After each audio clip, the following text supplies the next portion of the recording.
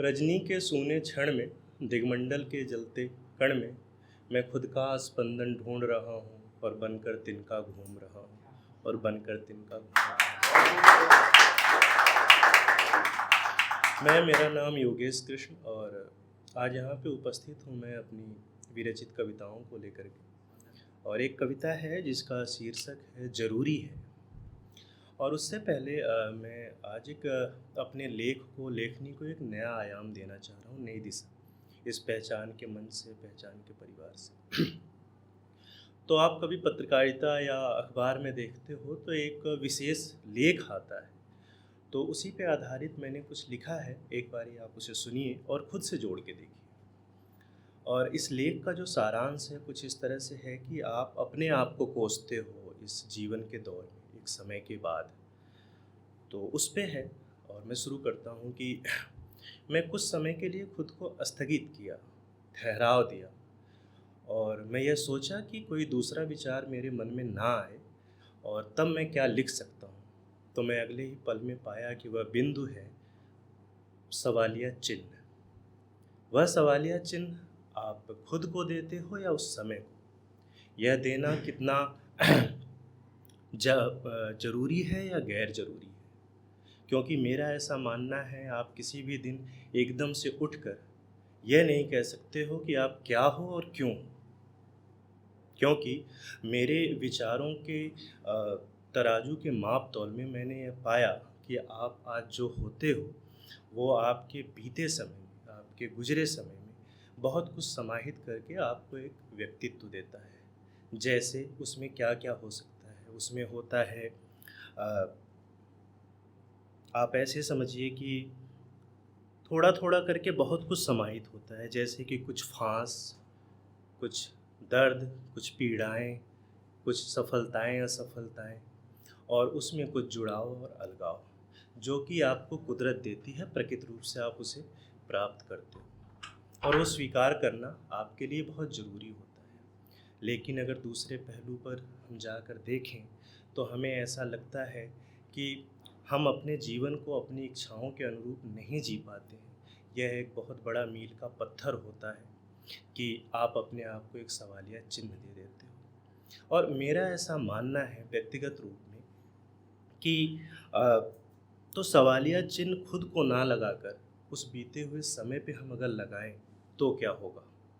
क्योंकि उस समय के दौर में वो समय की मांग, समय की चाह थी, और आप एक मात्र माध्यम बने उसे पूरा करने के लिए, जो नैतिक रूप से, नैतिकता के आधार पर पूरी तरह सार्वभौमिक था।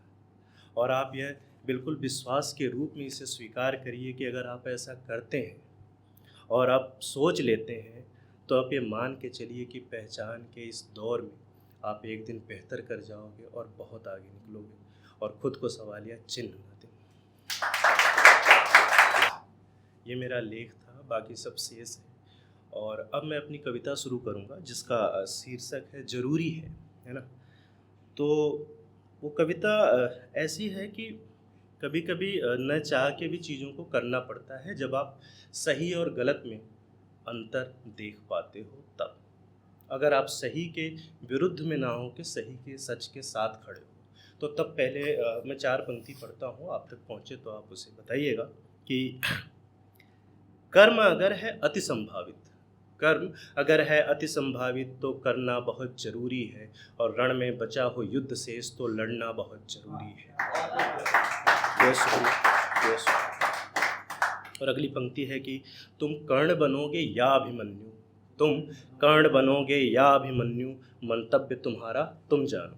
तुम कर्ण बनोगे या अभिमन्यु, तुम कर्ण बनोगे या अभिमन्यु, मंतव्य तुम्हारा तुम जानो। और सच के विरुद्ध से सच के हक में लड़ जाना बहुत ज़रूरी है, लड़ जाना बहुत ज़रूरी है।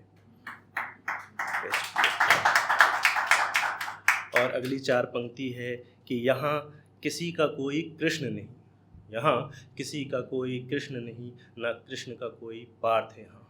यहाँ कृष्ण का कोई, यहाँ किसी का कोई कृष्ण नहीं, ना कृष्ण का कोई पार्थ यहाँ। पर बात अगर हो द्रौपदी के लाज की तो दोनों बनना बहुत ज़रूरी है, दोनों बनना बहुत ज़रूरी है। और एक समय ऐसा आता है जब आप संघर्ष के दौर में होते हो और सही गलत की आप परख नहीं कर पाते हो, तो आप किसी दूसरे पथ पे जाते हो और कभी-कभी लगता है कि आप खुद को मिटा दें, खुद को ख़त्म कर दें। आप हार जाते हो, थक जाते हो। तो ये कोई विकल्प नहीं है, ये एक विकल्प मात्र कमज़ोरों के लिए है। तो उस पे मैंने लिखा है कि चलो कहाँ चलोगे तुम, रुको कहाँ रुकोगे तुम, पहचान की पुकार में दो धारी इस संसार में, कैसे खुद से हाँ यहाँ पे बस सकोगे तुम। चलो कहाँ चलोगे तुम, रुको कहाँ रुकोगे तुम। जहाँ से सब शुरू हुआ, है ना, कि जहाँ से आप अपने सपने को देखते हो, उस संघर्ष के दौर में आप निकल के आते हो, तो तब उस पे लिखा है कि जहाँ से सब शुरू हुआ वही न भूल जाना तुम। जहाँ से सब शुरू हुआ वही न भूल जाना तुम, और कांपते भुजाओं का संकल्प याद रखना तुम।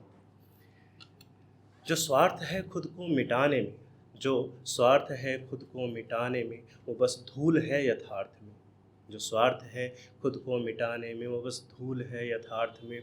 और यह विकल्प है कमज़ोरों का, इस विकल्प को न जाना तुम, इस विकल्प को न जाना।